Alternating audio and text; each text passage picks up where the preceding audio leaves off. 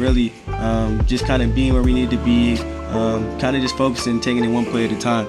And so I feel like that's kind of what I just tried to do throughout the game, and really it started to work out for me. 100%, and I mean a true breakout game, but I would say that the next game is your breakout game because you've been slowly progressing and getting more and more touches every single week. Your performance in that game was awesome to see, and truly was just awesome seeing you make some plays, make some contested catches, and that's really going to be a legacy game. I feel like just itself being at Wrigley is a legacy game enough, but then your performance breaking those true freshman records was awesome to see.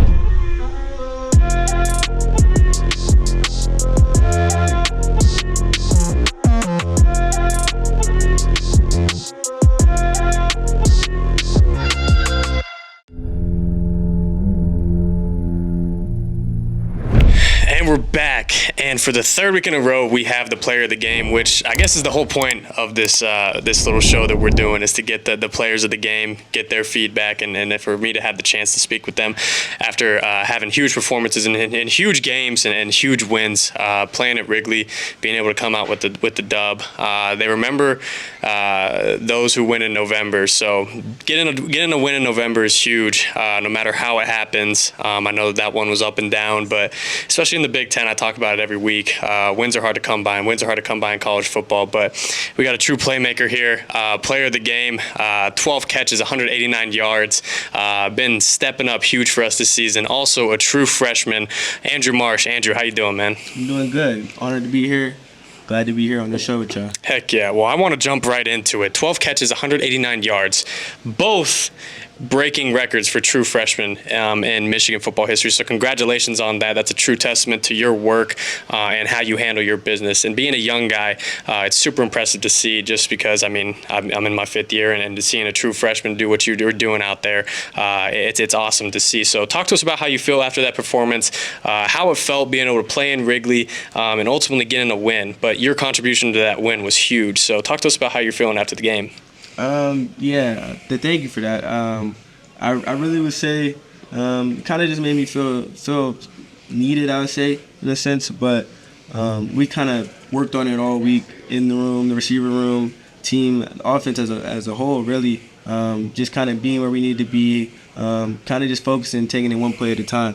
And so I feel like that's kind of what I just tried to do throughout the game, and really it started to work out for me. 100%, and I mean a true breakout game, but I would say that the next game is your breakout game because you've been slowly progressing and getting more and more touches every single week. Going back to Central Michigan, we'll touch on that in a little bit, but your performance in that game was awesome to see, and truly was just awesome seeing you make some plays, make some contested catches, and that's really going to be a legacy game. I feel like just itself being at Wrigley is a legacy game enough, but then your performance breaking those true freshman records was awesome to see. And there's already clips circling around, and obviously you think of the plays and stuff, but I want to talk to you about the third down conversion on that last drive.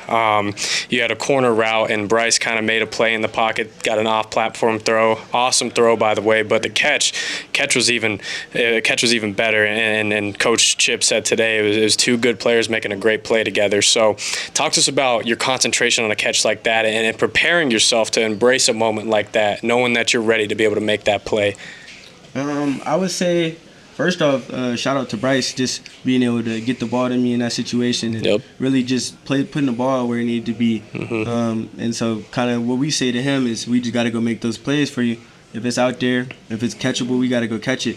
And so really my head during that play was just we need it. We got to make something happen. Yep. If the ball comes to me, just got to get it. Got to stay in bounds, got to get my feet down, make sure it's our ball.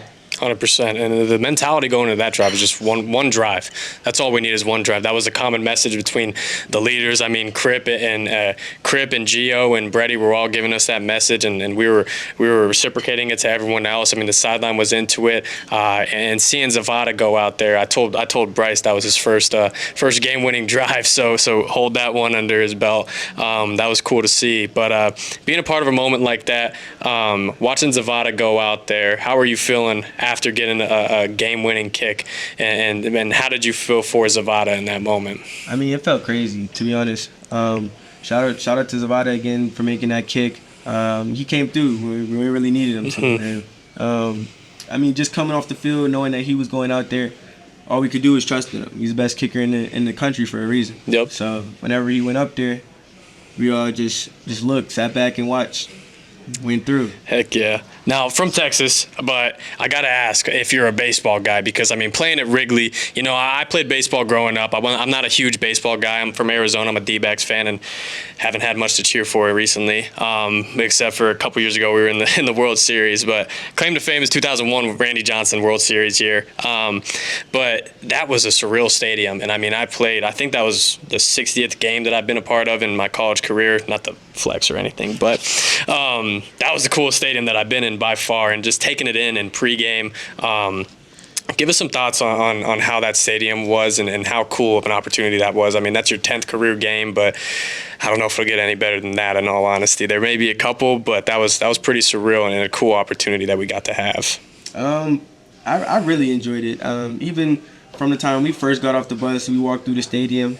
I couldn't stop staring, just looking around. Yeah. They had bleachers like across the street. That was sweet. It was surreal just to be there, I would say. I've never really dreamed of playing like a place like that. Right. But just being able to play there, it really meant a lot to me, just being able to go out there, make plays, and just turn up for the crowd. 100%. And what he's talking about, I think it was called the Wrigley Rooftops.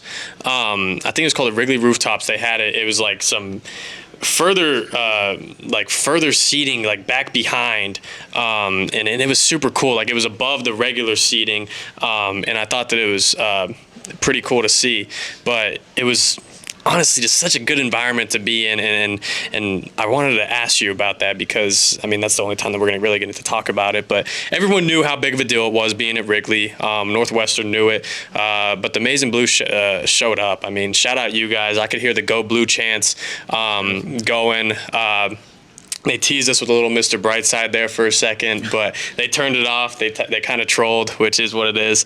But you guys showed up, and that was awesome to see. It was really nice because it was a quick flight for us. I mean, getting back home, you think about a trip like USC, that's a 4.5-hour flight. That thing sucks. But having a little 50-minute flight or something, you close your eyes and they say that you're descending. That was pretty cool. So awesome environment. But I want to talk to you about this year in general, because it didn't start off ideal. I mean, in all honesty, you're a true freshman. It's hard to get on the field as a true freshman and play, but stepping into the role that you have been, it wasn't always this role. So talk to us about your development from the spring through the summer, heading into fall camp, and where you made your strides to be able to get this spot that you're in right now, and how you're going to continue to pursue chasing greatness, because that's the track that you're heading towards. And I just want to get your input and thoughts on how this season has gone, and how you've embraced your role.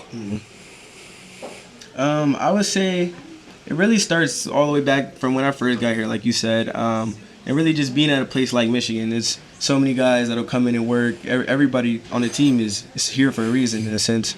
And I would say just being in an environment like that pushed me to work harder. I come in trying to look at film early. It's already guys in there looking at film. Yep. I'm trying to go lift some extra weights. It's already guys with chest lifting extra weights and stuff like that. So it kind of just made me have a different perspective on it. Like, if you really want to get something, achieve something out of it, you really have to put in the work for it. For sure. And I would say that's kind of just how I try and live my life day by day, especially through the football.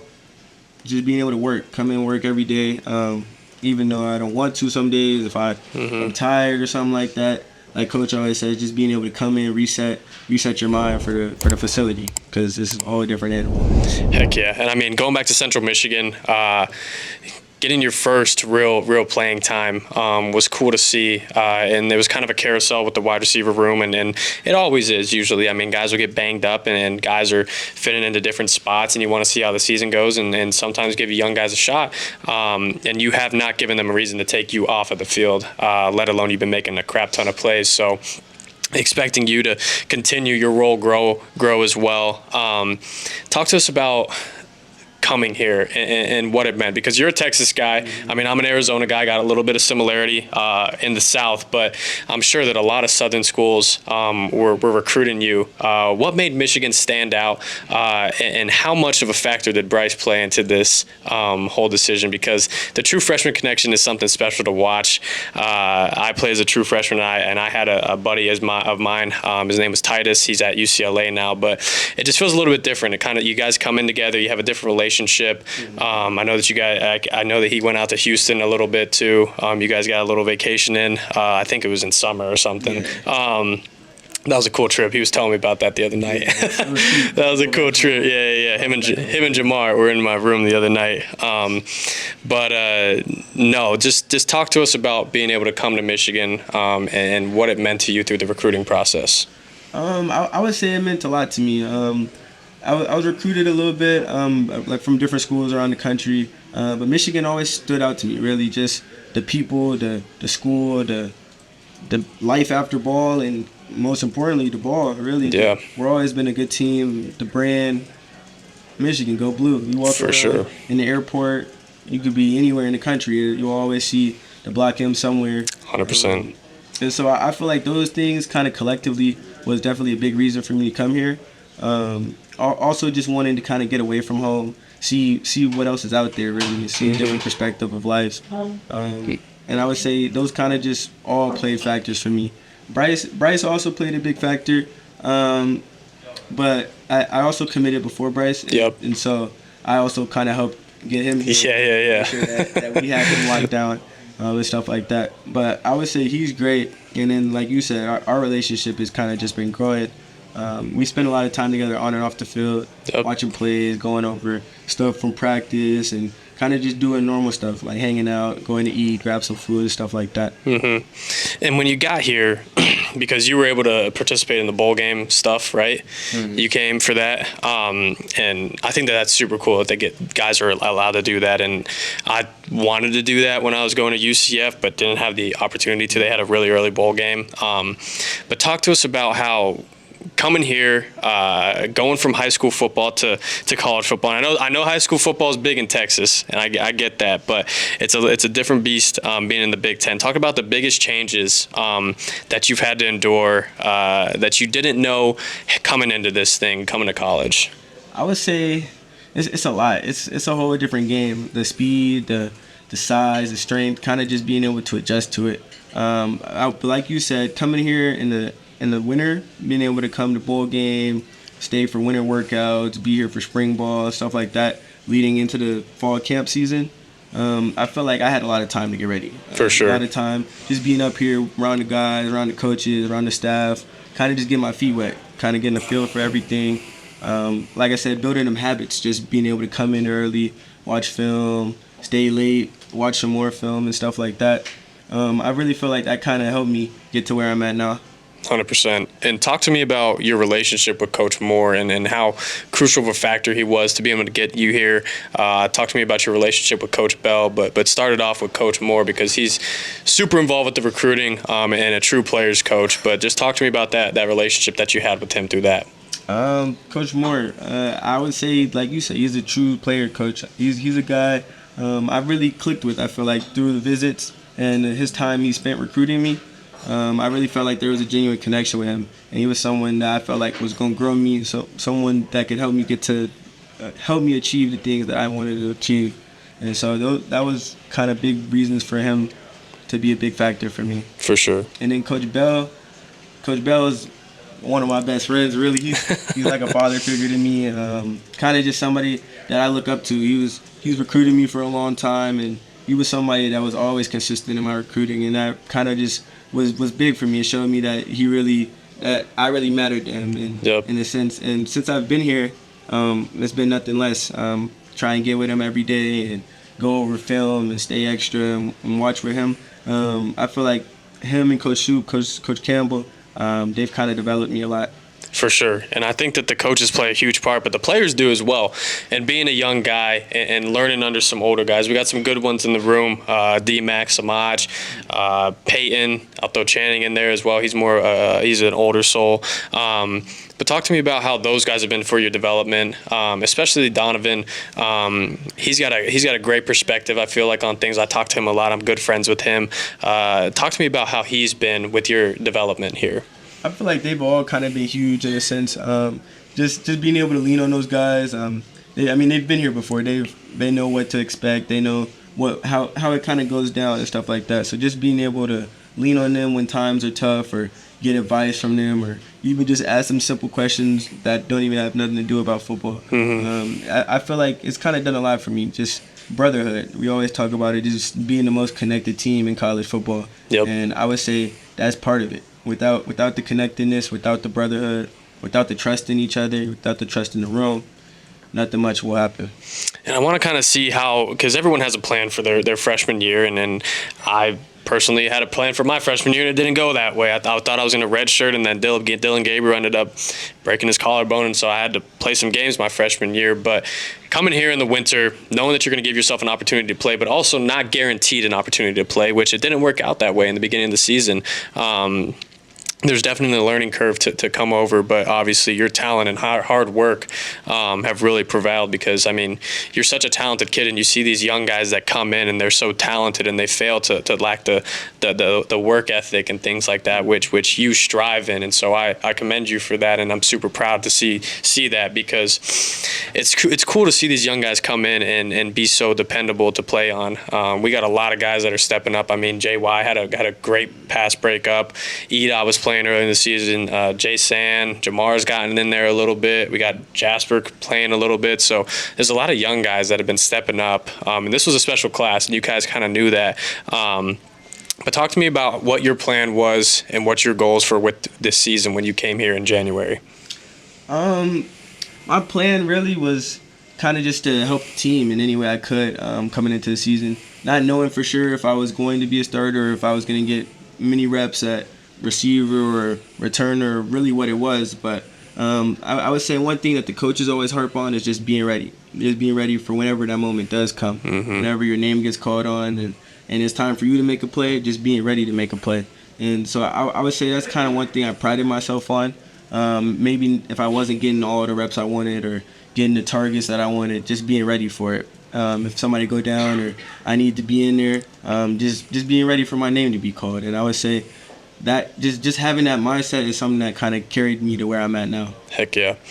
And your first transition, being away from home, talk to me about how supportive that your family has been throughout this entire process, and kind of you embracing this new role, this new life, because all these people, they see you on Saturdays making these plays, but I mean, this guy had to come here. He came here early, because in December he was here. I was actually on a visit, and I got to watch these guys practice a little bit. I saw him and Bryce and Jamar out there, so they were there for the bowl game, and that's a sacrifice. It is a sacrifice to come here early. I know that it is a privilege for sure, but it's hard sometimes. I mean, you come here and it's cold. He's from Texas. I was from Arizona. It's cold here. Like it's a little bit different. But he's got some good friends around him, and that's a great class that they were all here together. But talk to me about your support system and how your family has been so crucial in this spot in your life.